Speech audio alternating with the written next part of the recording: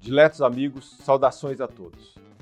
As doenças cardiovasculares têm sido a principal causa de morte não só no Brasil, mas em todo o mundo. Todos os anos, milhares de brasileiros vão a óbito em decorrência dessas doenças. Hoje vamos conversar sobre os fatores de risco e entender como equilibrar exercícios e dieta para melhorar a qualidade de vida. Na mesa, a doutora Alessandra, cirurgiã plástica, doutora Bruna, nutricionista, e a doutora Gabriela, cardiologista, a mais nova membro do centro.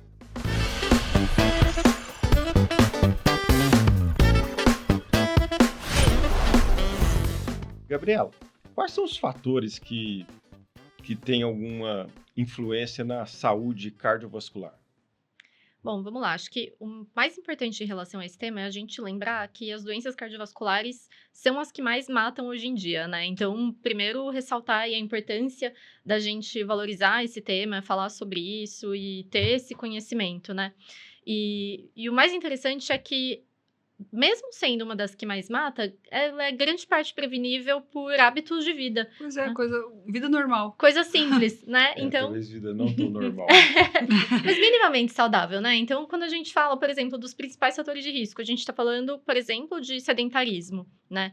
Que é, sim, um dos grandes fatores de risco. Então, inatividade física, aquela pessoa que, além de não fazer exercício físico, que é uma coisa planejada, então que você vai na academia, ou você faz um treino específico, é aquela pessoa que fica sentada o dia todo, né? Que não tá sempre no sofá, ou que tá trabalhando no escritório e não levanta para ir buscar um almoço, né? Essa coisa do delivery hoje facilita muito isso. Então, o sedentarismo é um hábito de vida que está diretamente relacionado, né, com um risco aumentado de ter doença cardiovascular. Outro fator, por exemplo, a obesidade, que está diretamente relacionada com o sedentarismo, né? Então, são coisas que andam juntas. Então, é outro fator de risco, assim, que é absoluto. Assim, basta você ter a obesidade, né? Que você pode não ter nenhum outro fator de risco. Você já está sob um risco maior de ter uma doença cardiovascular. Mas o estranho é que, por exemplo, acho que todo paciente, quando vai no médico, você tem que fazer exercício, você tem que fazer dieta. Qual seria o mínimo? Ai, pelo amor de Deus, o mínimo. Assim... Caminha 15 minutos por dia, sei lá, não sei. Qual que é o mínimo que o cara tem que fazer? O que a gente tem hoje de bem estudado, bem orientado, é no mínimo 150 minutos por semana de atividade física de intensidade moderada. Então, isso vai dar... Dá o quê? Isso aí dá 2 horas e meia. Eu acho que aquele aplicativo 2 horas e meia por semana. Não dá isso daí, não. Só que isso a gente tá falando... 5h30 da manhã pra fazer meus 20 minutos de exercício por dia, ainda assim... Mas é muito relativo, por exemplo, uma pessoa que é 100% sedentária. Então, vai no mercado, que por mais que seja 5 minutos a pé, pega o carro. A pessoa trabalha home office, a pessoa pede delivery. Eu falo assim, antes... 20 minutos todos os dias do que nada. Mas pelo menos para a pessoa poder começar. Não, mas no caso aqui, a Gabriela vai explicar pra gente, é para ter talvez o mínimo, né? É, o mínimo. Mas se você for ver, 20 minutos por dia, legal. Eu acho que todo mundo, se tirar 20 minutos que fica no Instagram, consegue arrumar 20 minutinhos para, né, fazer alguma coisinha ali. 20 minutos 7 vezes por semana dá 140 minutos por semana. Então, a gente já tá perto da meta, entendeu? Então, se a gente for quebrar em pequenos pedaços, parece que é uma coisa um pouco mais fácil da gente fazer, assim. E se a gente for colocar um pouco mais de intensidade nessa atividade física, a gente consegue fazer um tempo menor. Então, por exemplo, ao invés de 150, a gente pode trocar por 75 minutos de atividade intensa, né? E como que a gente diferencia uma da outra? A moderada é aquela que a gente faz, cansa, mas a gente consegue conversar. Né? Então, a gente consegue ter um mínimo de um diálogo ali, tá? Dando uma corridinha, um trotinho, ou tá ali fazendo uma bicicleta ergométrica na academia, a gente consegue trocar uma ideia com quem tá perto da gente. A intensa já não, é aquela que você já tá assim, né? Exato, super ofegante e tal, você não consegue conversar. Então, dependendo, se você é uma pessoa que, lá, seu cardiologista liberou, a sua parte, né, de saúde cardiovascular tá em dia pra isso, você foi liberado, você pode trocar ali os 150 por 75, mas fazendo algo um pouco mais intenso, né, vai depender de cada um. Mas isso seria o mínimo, como o Anderson falou, né, pra gente ter um benefício, assim. Mas é claro que também, assim como a Bruna falou, qualquer coisa é melhor que nada. E às vezes você dá um start ali, né? Trocar, às vezes, a ida de carro para o supermercado por uma caminhada tal, já é um começo, né? Mas, Gabriela, eu acho que assim, isso eu quero a sua opinião também, porque eu acho que isso é uma dúvida minha, possivelmente da nossa audiência.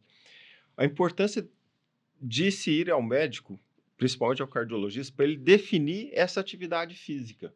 Porque assim, por exemplo, eu vou fazer quanto?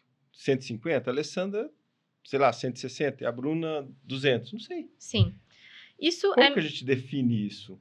Isso é muito variável, assim. O que a gente pode falar em 2 aspectos diferentes. O aspecto de saúde e benefício cardiovascular, ou a gente pode falar, por exemplo, de performance. Hoje em dia, a gente sabe que, né, corrida, por exemplo, tá super na moda. Então, você quer correr por quê? Porque você quer ter os melhores benefícios para sua saúde, você quer prevenir doença cardiovascular, você quer prevenir hipertensão, você quer manter seu peso dentro do adequado.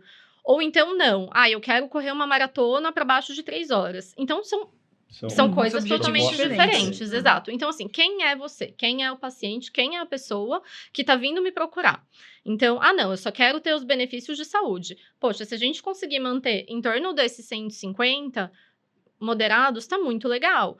Você tem tempo para fazer mais? Você gosta de fazer mais? Você quer fazer isso, sei lá, você quer fazer ali um treino de musculação 3 vezes por semana, que a gente já tá falando, né, de 3 horas por semana, e ainda encaixar mais um passeio de bicicleta com a sua família no final de semana? Ótimo, a gente só vai agregando benefícios, né? Então, depende muito de quem é a pessoa e o que ela quer.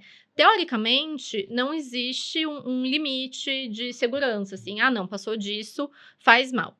A gente sabe que em alguns atletas mais específicos, né, de endurance, então são aquelas pessoas que treinam volumes muito altos, tipo mais de 30, 40 horas por semana, a gente pode começar a ter alguns prejuízos, né, em relação à saúde, embora isso ainda seja um pouquinho questionável, sabe?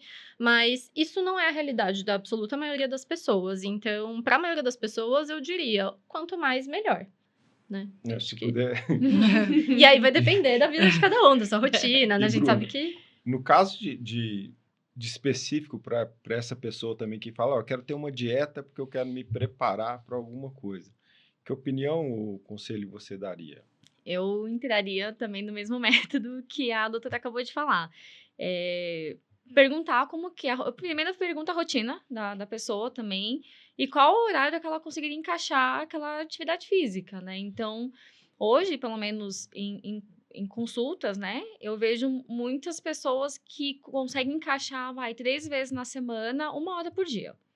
Eu falo, bom, já são 3 horas, né? Então, já tá ok. E aí, eu tento sempre encaixar a alimentação de acordo com aquilo que ela quer fazer. Então, se ela quer fazer que nem a corrida, então, uma alimentação vai ser algo mais rico em carboidrato para dar energia. Aí, uma pessoa que faz musculação, que só quer realmente ganhar massa muscular, é outro tipo de dieta. Tem gente que faz só fortalecimento por qualquer, enfim, teve uma lesão e só quer realmente melhorar aquela musculatura. Vai ser outro tipo de dieta.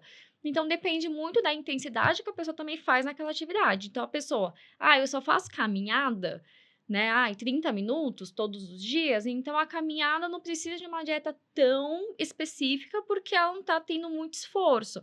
Mas eu sempre brinco, mas é uma caminhada mais intensa ou aquela caminhadinha de shopping que você só vai andando mais devagar e quase parando, ainda brinco, né? Porque se for essa caminhadinha, assim, ajuda, melhor do que ficar deitada realmente no sofá, mas assim, questão de dieta específica, para essa pessoa que só tá fazendo a caminhada, não tem tanta mudança.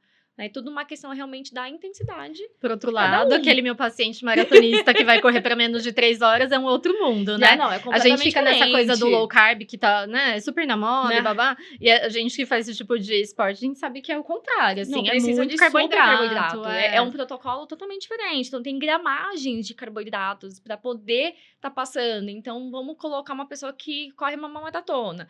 Então, uma das primeiras perguntas é, em qual quilômetro que você cansa? Começa a cansar.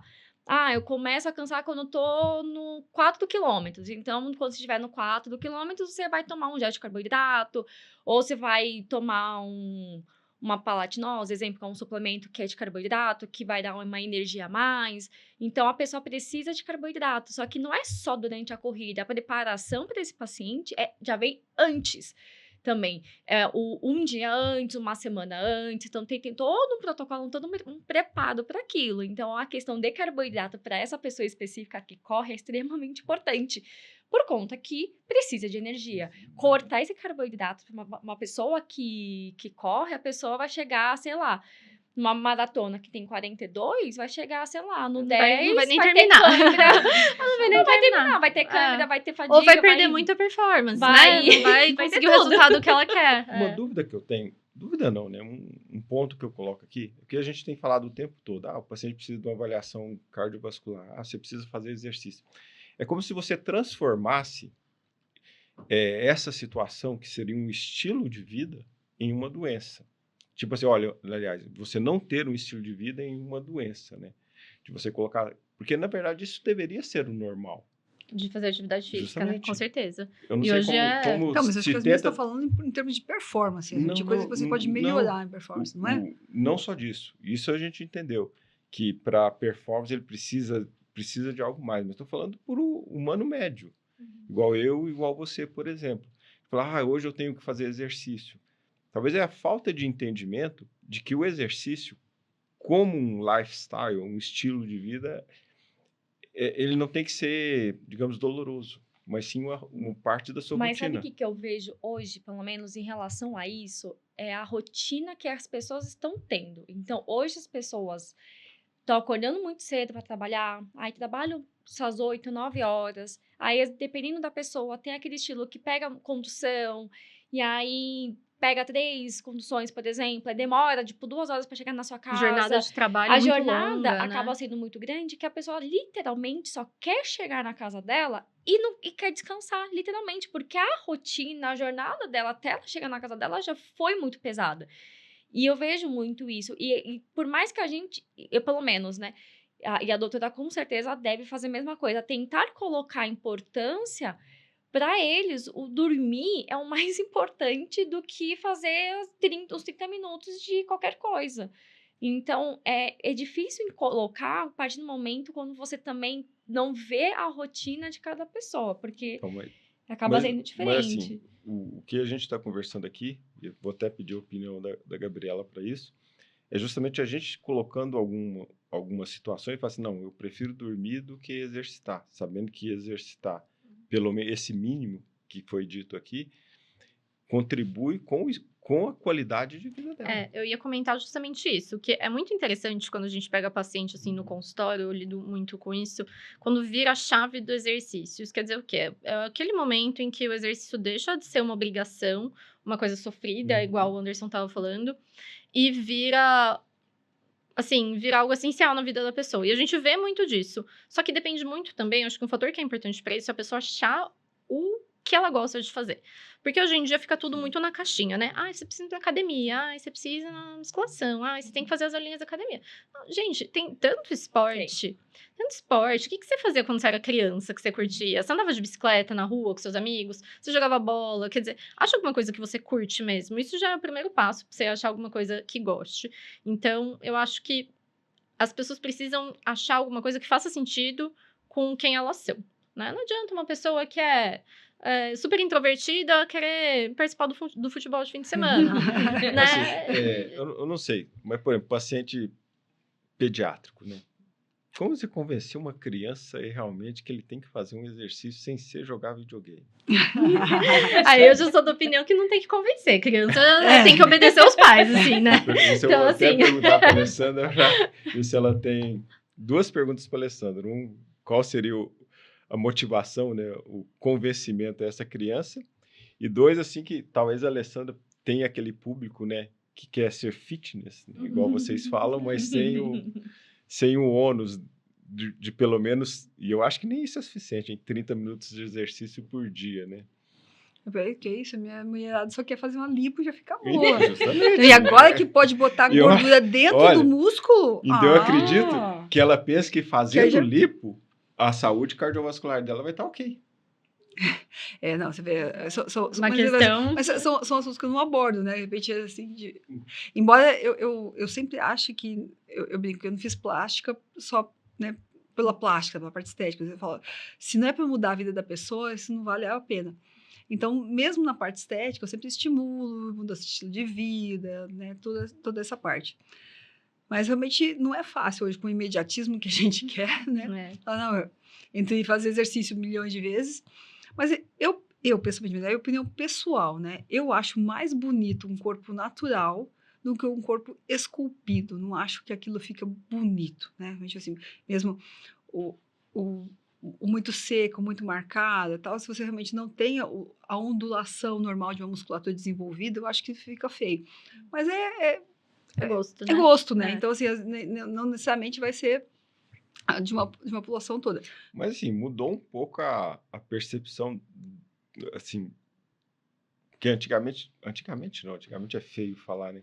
Um tempo atrás, a mulher, ela não tinha hoje o que talvez se mostre na televisão da mulher toda musculosa.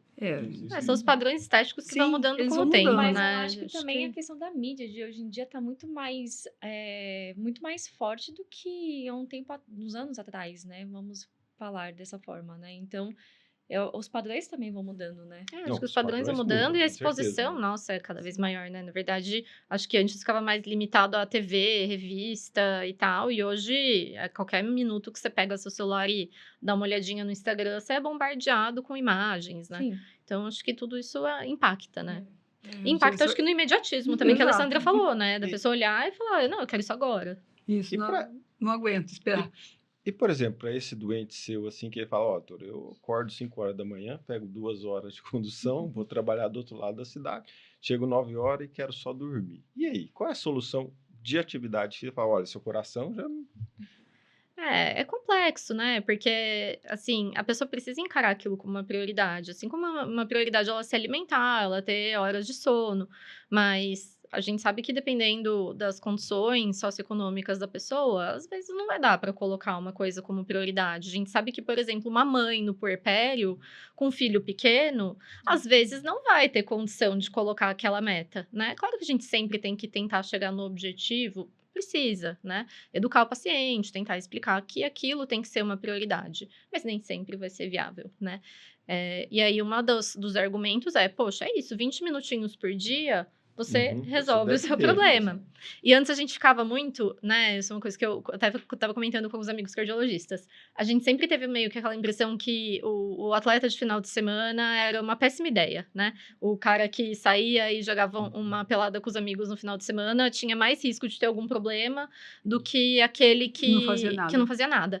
E a gente já tem estudo para isso, que saiu recentemente, mostrando que é melhor você praticar alguns minutos de atividade física no final de semana do que você não praticar nada.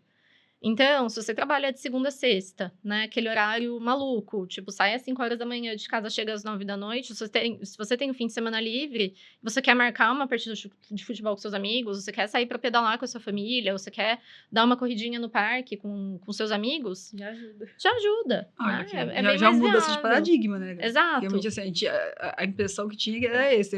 É o cara Eu que acho quer infartar no... Eu acho que a exato. pessoa até ela usava, eu nem sei, né? Às vezes ela usava, não, olha, o médico falou pra eu não só treinar o final de semana, não. Pelo menos uma vez.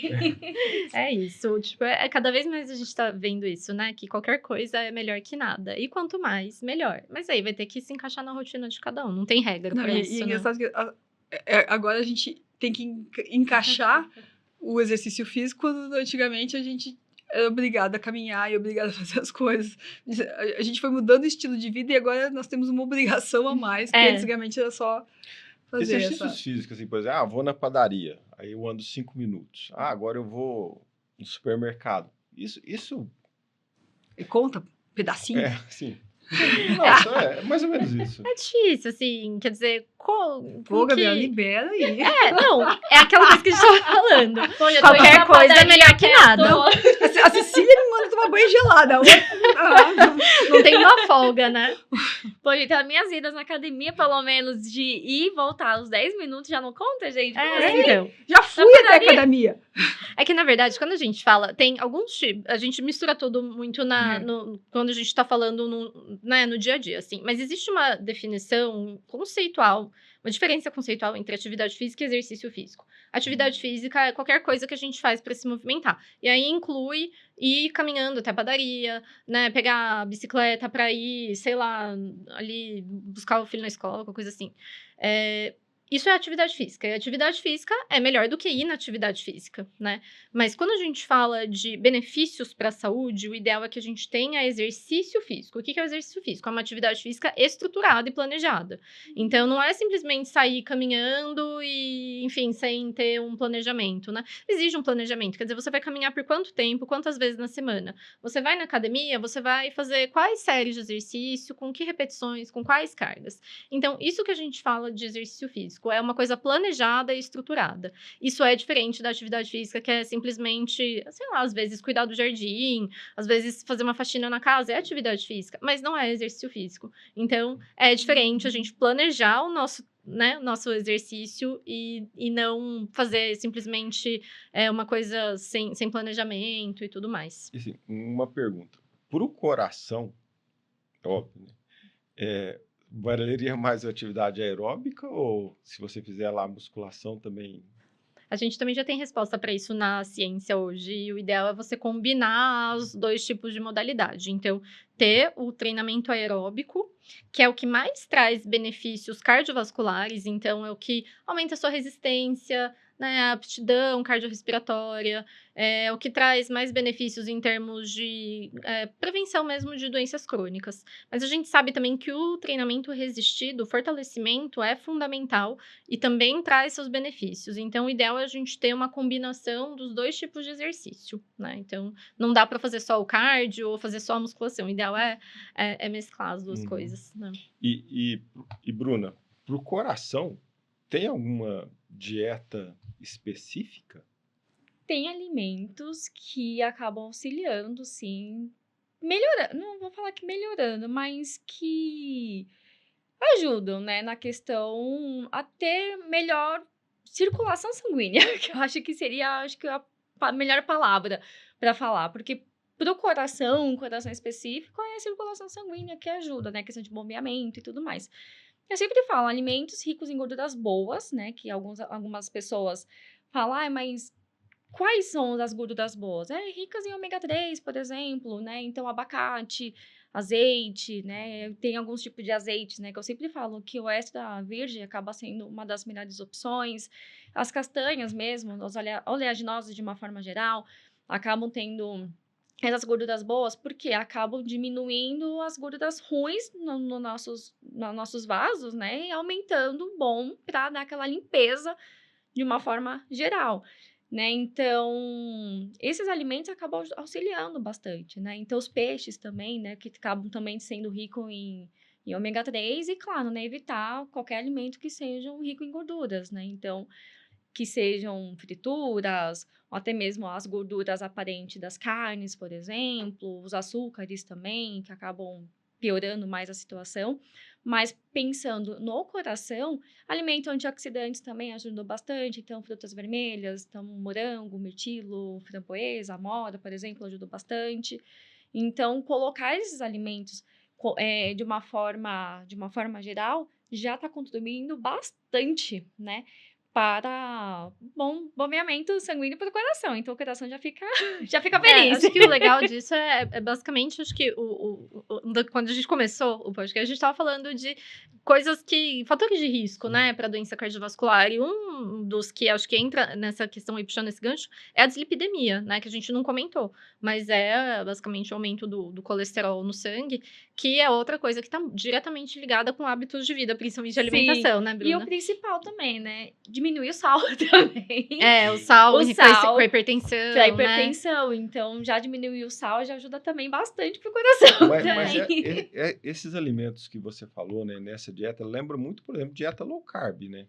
Porque tem carboidrato, mas morango, essas coisas, tem uma quantidade mínima, né? Acabam tendo, mas quando a gente pensa de carboidratos, tipo, pensando no coração, acaba sendo diferente, porque, por exemplo, aveia. Então, alimentos integrais, por exemplo, acaba auxiliando também bastante. Rico em fibra, né? Que diminui a absorção do colesterol no trato gastrointestinal, então também já tem. Então, não vou falar, tipo, come pão, então eu vou falar, vou comer pão integral. Então, o que muitas pessoas acabam falando, mas qual que é a diferença do pão integral e do pão normal? As fibras. Entende? A questão de calorias, elas não são tão diferentes. Mas a questão de fibras, você tem muito benefício. Além de melhorar a questão do intestino também, acaba auxiliando também na diminuição também da questão da absorção de gorduras também, né? Então, isso já acaba sendo bom pro coração também. Então, é um carboidrato que, independente do que seja, né? Então, um pão ou então outro tipo de alimentos que tem a questão dos integrais, né? Que tem a fibra de uma forma geral, acaba auxiliando. Então, outra coisa também, além da aveia, é a linhaça. Mal ninguém fala da pobre coitada da linhaça também, que ela é riquíssima também em ômega também, que ajuda muito pro coração. Então, pessoas que têm dislipidemia, ajuda bastante também nesse quesito também. E ela é um tipo de carboidrato, ela também é uma fibra. É engraçado Né? que quando a gente vai falando dessas coisas diferentes, né? Linhaça, aveia, eu falo, cara, um dia que eu vou enfiar isso aí. Porque Como usar, chia, como usar. Então, assim, são coisas que não estão integradas no nosso dia a dia, né? Então, você realmente... Legal quando você olha na Bruna, que ela começa assim, ela fala assim, não, experimenta botar isso nisso. Você fala, sim, eu vou dando opções. Então, exemplo, fruta, vitamina, iogurte, ou, exemplo, a chia, às vezes, dá para colocar também na salada também, vai acrescentando de alguma forma. Receitinhas de bolinhos saudáveis e tal. O que eu acho de dieta, né, é que existe um senso comum popular, né, que fazer dieta é caro. As pessoas pensam, vou fazer dieta, mas eu vou ter que comer salmão todo dia, e chia deve custar R$1.000 o quilo. Eu acho que talvez essas coisas que seriam interessantes, às vezes, desmitificar, né? Não, fazer dieta, comer saudável não é eu caro. Acho que não é caro, justamente. Eu acho que produtos industrializados acabam sendo caros. Exemplo, vou dar um exemplo de mais ou comida... menos. Salsicha, por exemplo, é extremamente barato. Não, mas quero dar um exemplo, por exemplo, de pessoas que preferem pedir comidas deliveries, né? Gasta, no mínimo, dá um chutar numa refeição R$30, exemplo. Mas se a pessoa pegar, comer um pão integral com ovo, vai gastar, bem menos da metade, entendeu? Mas isso, pensa, comparando num pacote de pão e uma cartela de ovo, que acaba sendo mais barato do que aquela refeição que a pessoa vai comer naquele momento e acabou. Então, a questão do que é caro vai de acordo com a prioridade que cada pessoa vai ver naquele momento, né? Então, é muito, muito relativo. Então, às vezes, para a pessoa, o comer um delivery, de uma forma geral, né, que é rico em gorduras, não é caro, mas acaba achando caro pagar num pão R$15. Bom, então, é questão de prioridades. Né? E planejamento, essa é a parte mais difícil, né? Queria abordar até um tema aqui que é interessante, né? Que é o tal do estresse. Uns falam, não emagreço que eu tenho estresse, não consigo comer menos que eu tenho estresse. Mas tem gente que fala que tem estresse e come mais. E estresse realmente... meu coração tá ruim porque eu tô estressado, não sei o quê. Acho que é até importante a gente falar sobre isso daí, né? Porque o estresse precisa... É bom, tem um estresse que é bom, até um limite ele é bom. O estresse, mesmo que você force a sua musculatura, alguma coisa assim.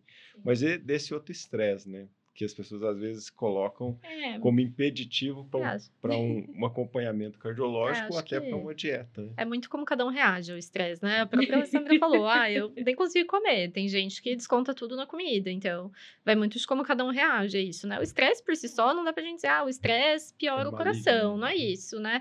É claro que é um conjunto, né? E é claro que um evento emocional muito estressante, ele pode ser desencadeador, sei lá, de um infarto, alguma coisa assim, mas... Não que ele leve ao infarto, já tinha ali, a pessoa provavelmente já estava hipertensa, já tinha um colesterol mais alto, já tinha placa de gordura nas artérias, e aí aquele evento estressante desencadeou a coisa. Então, é claro que é importante a gente cuidar do estresse por isso, mas não que ele seja, né, uma coisa que vai acabar de vez sozinho com a pessoa. Precisa de outros fatores. Também tem que saber como que a pessoa lida com aquele estresse também, né? Então, tem pessoas que acabam guardando, não demonstra, mas vai guardando. Aí, quando você vê o coração dentro, a pessoa tá plena, fisicamente por fora, mas por dentro o coração tá extremamente acelerado. Aí, depende de, acho que, não sei, eu até ia ter perguntado pra doutora também, se o que é melhor? Não sei se existe um melhor ou um pior, mas, por exemplo, aquela pessoa que é extremamente explosiva, que vai xingando e vai soltando tudo, ou aquela pessoa que finge plenitude, mas por dentro tá acelerado. Qual que seria melhor até pro coração? Eu acho que é muito importante. Eu acho melhor colocar pra fora. Eu acho isso é uma opinião 100% pessoal, mas também acho que o ideal é você, né, tentar lidar com o estresse da melhor forma possível, né? A gente, sim, falando em ciência, não tem estudo para isso, seria impossível você, né, fazer um estudo com um grupo de pacientes que lida bem com, né, consegue botar para fora e outro que, enfim, fica recalcando aquele sentimento. O que a gente sabe, tem estudo para isso, é que saber manejar o estresse com técnicas, por exemplo, de meditação, respiração profunda, isso ajuda, diminui o risco de desenvolver, por exemplo, hipertensão, né? Então, é claro que o ideal é sempre a gente tentar lidar com hipertensão arterial. Hipertensão causada por estresse, por exemplo. A pessoa não tem hipertensão essencial, vamos assim dizer. Não, é que é difícil da gente estabelecer esse vínculo, né? Porque a minha próxima pergunta era justamente essa, né? E o cara que tem uma comorbidade, como é que é essa relação dele com a atividade física? Tem hipertensão severa e tem que andar, sei lá, também 150 minutos semanais? Sim, isso aí encaixa para todo mundo. É claro que se a gente falar de alguém que infartou há uma semana, a gente não tá falando dessa população. Eu não tô falando da pessoa que tem uma cardiopatia avançada, que, enfim, né, não consegue fazer nenhum tipo de exercício. Falando da população geral, mesmo que tenha comorbidades, desde que controladas, elas têm o mesmo benefício, a indicação é a mesma.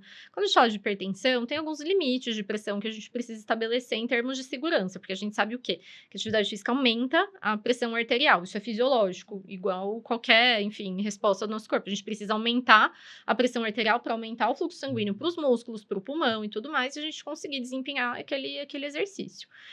Mas se ela estiver muito elevada, já no começo do exercício, aí se torna perigoso dela subir ainda mais e a gente ter algum evento cardiovascular relacionado àquilo. Então, geralmente acima de 180, né, 18 de pressão sistólica, a gente não recomenda que o exercício seja iniciado. Controla, volta no seu médico, ajusta a medicação e aí quando tiver tudo ok, volta para fazer atividade física. Mas tem exames também preventivos, né? Tipo, cardiovascular, para saber, né? Se o coração tá bom, né? Se tá apto também. Com certeza. A nossa recomendação é que se passe, né? Exato. Fundamental. E aí, de novo, assim, tem que individualizar. Para a maior parte das pessoas saudáveis, a gente não precisa passar com o cardiologista para começar a atividade física. Porque senão isso vira aquela coisa, quase um empecilho, sabe? Eu ainda preciso passar no cardio para começar a me exercitar. E vira quase uma desculpa. Né? Aquela coisa, amanhã eu não tô ligando. Não deu, eu não consegui marcar. Sabe? Então a pessoa... Só tem consulta para janeiro. Nossa, 3 anos daqui. Poxa, vou ter que adiar minha matrícula na academia. Então, assim, a ideia não é essa. A ideia é comece, né? Intensidade leve a moderada, que aí a gente tem um pouco mais de segurança, né? O risco de ter algum problema é muito pequeno. Comece. E aí, aproveita, marca com um cardiologista, passa, faz os exames, está tudo ok, né? Agora, se você for fazer algo mais intenso, né? Então, de novo, a pessoa que vai correr uma maratona, a pessoa que faz, sei lá, um crossfit, ou quer jogar alguma coisa profissional, aí muda um pouquinho o cenário. Aí o ideal é que passe antes, né? Pra gente ajustar, fazer uma pesquisa, porque a gente sabe que o problema da atividade física muito intensa, em quem tem algum tipo de predisposição, é ter algum evento súbito, né? Que a gente vê, às vezes, jogador de futebol tendo esses eventos e tudo mais. Então, a ideia é tentar prevenir isso, né? E aí, a gente tem uma série de exames que a gente pode lançar mão. É muito importante a gente conversar com a pessoa para entender quais são os fatores de risco dela. Ela tem alguma história na família de alguma doença relevante? Alguém já teve problema cardíaco? Então, a gente tem que fazer esse rastreio para entender se essa pessoa está sob um risco aumentado de ter algum evento durante o exercício físico ou não, né? E aí a gente planeja, a gente pode planejar a intensidade, às vezes ter cardiopatia não é, igual eu falei mais cedo, um impeditivo. Às vezes a gente só precisa alinhar limites, estabelecer às vezes uma frequência cardíaca máxima da qual ela não deve passar durante o exercício, né? Mas, assim, são raríssimas as doenças que a gente vai ter que virar para a pessoa e falar assim, você não pode fazer nenhum tipo de exercício físico.